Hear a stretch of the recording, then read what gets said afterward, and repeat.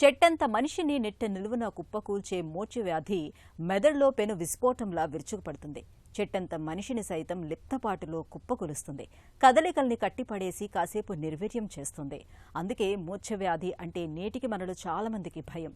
దీనికి తోడు మూర్ఛలపై ప్రచారంలో ఉన్న నమ్మకాలు, అపోహలు ఈ జబ్బును ఒక భూతంలా చూపెడుతున్నాయి. అయితే ఇవాళ ఆధునిక వైద్యంలో అందుబాటులోకి వచ్చిన అనేకమైన అధునాతన చికిత్సలు, మందుల సాయంతో మూర్ఛవ్యాధిని చక్కగా అదుపులో ఉంచుకోవచ్చు. మూర్ఛవ్యాధి గురించి డాక్టర్ని అడిగి ఇప్పుడు తెలుసుకుందాం.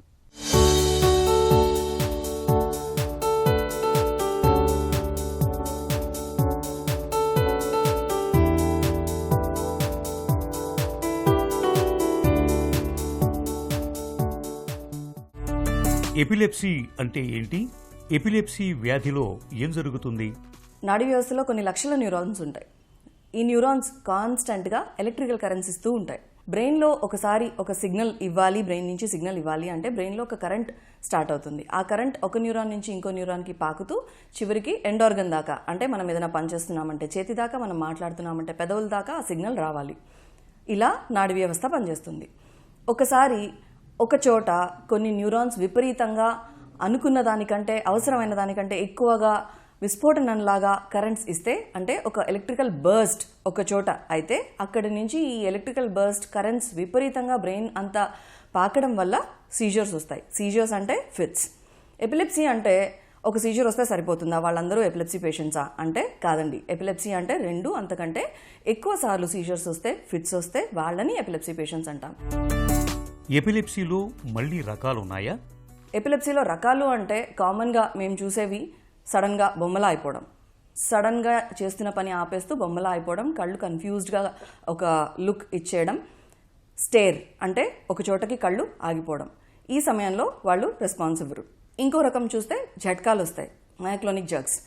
ఝట్కా వల్ల చేతిలోంచి ఏదైనా వస్తువు జారిపోవడం, అలా కాన్స్టెంట్గా పొద్దున లేచిన తర్వాత ఎక్కువసార్లు కనపడడం, ఇలాంటివి జరుగుతూ ఉంటాయి. ఇంకొకటి మనకి రెగ్యులర్గా తెలిసిందే, 2 కాళ్ళు 2 చేతులు గట్టిగా పట్టేయడం, కొట్టుకోవడం, కళ్ళు తేలేయడం, ఆ టైంలో కంప్లీట్గా కాన్షియస్నెస్, ధ్యాస వెళ్ళిపోవడం. ఇవి కాకుండా బట్టల్లో మూత్రం వెళ్ళిపోవడం, బట్టల్లో మోషన్ వెళ్ళిపోవడం, నాలుక ఖర్చుకోవడం, ఇలాంటివన్నీ కూడా జరగచ్చు. ఎపిలెప్సీకి కారణాలేంటి? ముప్పు ఎవరికి ఎక్కువ?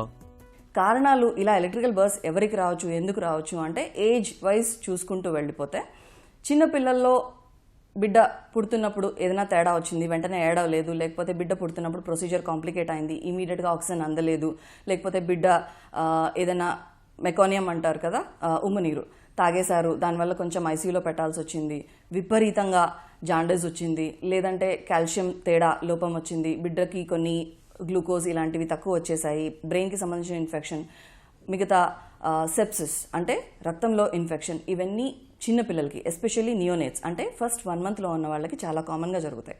సో ఇవన్నీ కారణాలు ఫిట్స్ కోసం చిన్న వయసులో. ఇవి కాకుండా జన్యుపరమైన ఎపిలెప్సీస్ కూడా వస్తాయి. అవన్నీ యూజువల్గా చిన్నపిల్లల్లోని స్టార్ట్ అవుతాయి, లేదంటే టీనేజర్స్లో కూడా ఉండొచ్చు. చిన్నపిల్లల్లో మేము సాధారణంగా చూసేది బొమ్మలాగా అయిపోవడం, ఇలాంటివి కామన్గా చూస్తాం. లేకపోతే వాటితో పాటు ఝట్కాలు, లేకపోతే పెద్ద ఫిట్స్ కూడా గమనించవచ్చు. టీనేజర్స్లో కామన్గా చూసేది ఈ జర్క్ ద్వారా వచ్చేటివి, మయోక్లోనిక్ జర్క్స్తో పాటు ఉండే ఎపిలెప్సీస్.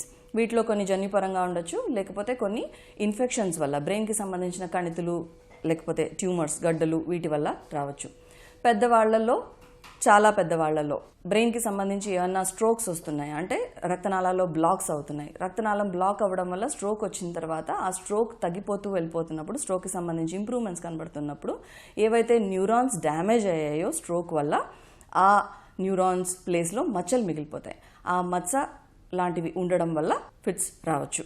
బ్రెయిన్ ట్యూమర్స్ వల్ల రావచ్చు. పెద్దవాళ్లలో ఇంకా సాధారణంగా చూసేది ఎస్పెషల్లీ షుగర్ ఉన్న వాళ్ళకి షుగర్స్ పడిపోవడం వల్ల, విపరీతంగా షుగర్స్ ఎక్కువ ఉండడం వల్ల, బ్లడ్లో సోడియం అంటే బ్లడ్లో లవణాలు ఉంటాయి, లవణాల్లో సోడియం బాగా తగ్గితే, బాగా ఎక్కువైనప్పుడు కూడా ఫిట్స్ రావచ్చు. ఇవి కామన్గా చూస్తూ వెళ్తాం. మూర్ఛల విషయంలో ఏం చేయొచ్చు, ఏం చేయకూడదు? పేషెంట్ ఫిట్ వచ్చి కొట్టుకుంటున్నప్పుడు మనం చేయాల్సినవేవి, చేయకూడనివేవి అవన్నీ స్పష్టంగా తెలిసి ఉండాలి. కొంతమంది తాళాలు పెట్టేస్తే తగ్గిపోతుంది అనుకుంటారు, కొంతమంది నోట్లో గుడ్డ కుక్కేస్తేనో, లేకపోతే చేతులు కాళ్ళు కొట్టుకోకుండా ఆపేస్తేనో సరిపోతుంది అనుకుంటారు. ఇవేవి పనికిరావు. ఇన్ఫ్యాక్ట్ కొన్ని డేంజరస్. నోట్లో గుడ్డ కుక్కేయడమో, లేకపోతే నోట్లో ఏదైనా పెట్టడమో వల్ల ఆ పేషెంట్కి ఫిట్ వస్తూ ఉన్నప్పుడు ఆక్సిజన్ అందకుండా పోతుంది. సో ఖచ్చితంగా ఇది చేయకూడదు. చుట్టూతా ఏమన్నా షార్ప్ ఆబ్జెక్ట్స్ ఉన్నాయి, దెబ్బలు తగిలే అవకాశం ఉంది అంటే కొంచెం జాగ్రత్తగా ఎపిలెప్సీ పేషెంట్ కొట్టుకుంటున్నప్పుడు జాగ్రత్తగా దెబ్బ తగలకుండా చూసుకోవాలి. అండ్ ఇలా ఫిట్ వస్తూ ఉన్నప్పుడు నోట్లో ఉండే లాలాజలం కానీ ముక్కు నుంచి వచ్చేది కానీ డైరెక్ట్గా ఊపిరితిత్తుల్లోకి వెళ్ళే అవకాశం ఉంటుంది, యాస్పిరేషన్. సో ఇది అవ్వకుండా చూసుకోవడం ఇంపార్టెంట్. ఎలా ఇది అవ్వకుండా చూస్తాము అంటే మనిషిని ఫిట్ వస్తున్నప్పుడు ఆర్ ఫిట్ వచ్చిన తర్వాత కూడా ఒకవైపు కుడివైపు కానీ ఎడమ చేతి వైపు కానీ కంప్లీట్గా తిప్పేసి కొంచెం తల కిందికి దించితే ఈ లాలాజలం అంతా కిందికి లంగ్స్లోకి వెళ్లకుండా ఊపిరితిత్తులోకి వెళ్లకుండా ఆపచ్చు. తద్వారా ఊపిరితిత్తుల ఇన్ఫెక్షన్స్ కానీ ఇలాంటివన్నీ ఆపగలుగుతాం. తాళం పెడితే ఏమైనా ఉపయోగం ఉంటుందా? ఎప్పటి నుంచో వస్తున్న నమ్మకం ఇది. తాళం పెడితే ఏమైనా ఉపయోగం ఉంటుందా అంటే ఏమీ ఉపయోగం ఉండదు. ఒకవేళ ఏమైనా ఇమీడియట్గా చేయగలిగితే ఆల్రెడీ పేషెంట్కి ఎపిలెప్సీకి సంబంధించిన జబ్బు ఉంది అని ఆల్రెడీ తెలుసుంటే వాళ్ళ పాకెట్స్లో కొన్ని మందులు క్యారీ చేస్తారు. ముక్కులో నాసల్ స్ప్రే వేయడం కానీ లేకపోతే నాలుక కింద పెట్టగలిగితే, అది కూడా మనము బయట చూస్తున్న వాళ్ళని పెట్టలేము, కొన్నిసార్లు వాళ్ళకే ముందే ఫిట్ వచ్చే ముందు తెలుస్తుంది. సో అలాంటి మందులు ఏమన్నా ఉంటే వాళ్ళే నాలుక కింద పెట్టుకుంటారు. మనం చేయగలిగింది ఏంటంటే పేషెంట్కి దెబ్బలు తాకకుండా చూడడము, ఊపిరితిత్తుల్లోకి ఈ నీరంతా లాలాజలం అంతా వెళ్లకుండా ఉండడము, అండ్ ఒకవేళ నాసల్ స్ప్రే ఇవ్వగలిగితే నాసల్ స్ప్రే వేయడము, ఇవి చేయగలుగుతాం. ఎపిలెప్సీకి చికిత్స ఎలా ఉంటుంది? జీవితకాలం పాటు మందులు వాడాలా? ఈ ట్రీట్మెంట్ ఆప్షన్స్ అన్నీ పేషెంట్ని బట్టి ఇండివిజువలైజ్ అయిపోతాయి. ఒక్కొక్క పేషెంట్కి ఒక్కొక్క ట్రీట్మెంట్ ఆప్షన్ చెప్తాం. అంటే కొన్ని రకాల ఫిట్స్కి కొన్ని మందులు బాగా పనిచేస్తాయి, కొన్ని రకాల ఫిట్స్కి కొన్ని ఇవ్వకూడదు. ఇలాంటివన్నీ ఒకసారి డాక్టర్ని సంప్రదించిన తర్వాత చెప్పగలుగుతాం. క్యూరబులా అంటే కొన్ని స్పాంటేనియస్గా, ఇప్పుడు చైల్డ్హుడ్ ఎపిలెప్సీ సిండ్రోమ్స్లో కొన్ని సిండ్రోమ్స్ 16 ఏళ్లకి కంప్లీట్గా తగ్గిపోతాయి. ఆ లోపల కొంచెం జాగ్రత్తగా చూసుకుంటే చాలు. కొంతమందికి ఏదైనా స్ట్రోక్ వచ్చింది, స్ట్రోక్ టైంలో ఫిట్ వచ్చింది, ఆ తర్వాత మచ్చ ఏమీ మిగిలిపోలేదు, అలాంటి కేసెస్కి 4 to 6 వీక్స్లో ఇచ్చేయచ్చు ఎర్లీ సిమ్టమాటిక్ సీజర్స్. లేదు బ్లడ్ షుగర్ పడిపోయింది, సోడియం పడిపోయింది, దానివల్ల ఫిట్స్ వచ్చినాయి, దానికి కూడా కొన్ని వారాల ట్రీట్మెంటే ఉంటుంది. కంటిన్యూస్గా వాడాల్సిన అవసరం ఉండకపోవచ్చు. ఎన్ని రోజులు ట్రీట్మెంట్ ఆర్ నెలల ట్రీట్మెంట్ అనేది డాక్టర్ డిసైడ్ చేస్తారు.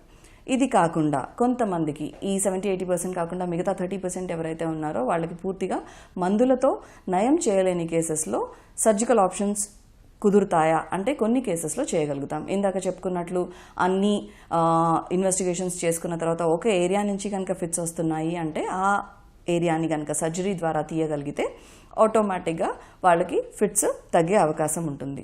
ఈ సర్జికల్ ఆప్షన్స్ అంటే డైరెక్ట్గా బ్రెయిన్లో పార్ట్ తీసేయడమే కాకుండా అదర్ ఆప్షన్స్ ఉంటాయి. అంటే కొన్ని నరాలని స్టిమ్యులేట్ చేస్తే, మెడ దగ్గర ఉన్న కొన్ని నరాలని స్టిమ్యులేట్ చేస్తే దానికి సంబంధించిన ఫిట్స్ ఏవైతే ఉన్నాయో కొన్ని ఫిట్స్ తగ్గే అవకాశం ఉంటుంది. ఒక రెస్పాన్సివ్ స్టిమ్యులేషన్ అని కూడా అంటాం, రెస్పాన్సివ్ స్టిమ్యులేషన్ కూడా చేయొచ్చు. ఇలా రకరకాల ట్రీట్మెంట్ ఆప్షన్స్ ఉన్నాయి. సర్జరీతో పాటు మందులు, surgery, vagal nerve stimulation or responsive stimulation, ఇలా రకరకాల ట్రీట్మెంట్ ఆప్షన్స్ చేయగలుగుతాం. ఆధునిక వైద్యంలో మోచి వ్యాధికి ఇవాళ చక్కటి మందులు అందుబాటులో ఉన్నాయి. మనకు కావాల్సిందల్లా అవగాహన మాత్రమే. అర్థం పర్థం లేని అపోహల్ని పక్కన పెట్టి చక్కగా వైద్యం తీసుకుంటే చాలు. మూర్ఛ వ్యాధి నుంచి సులువుగానే బయటపడొచ్చు.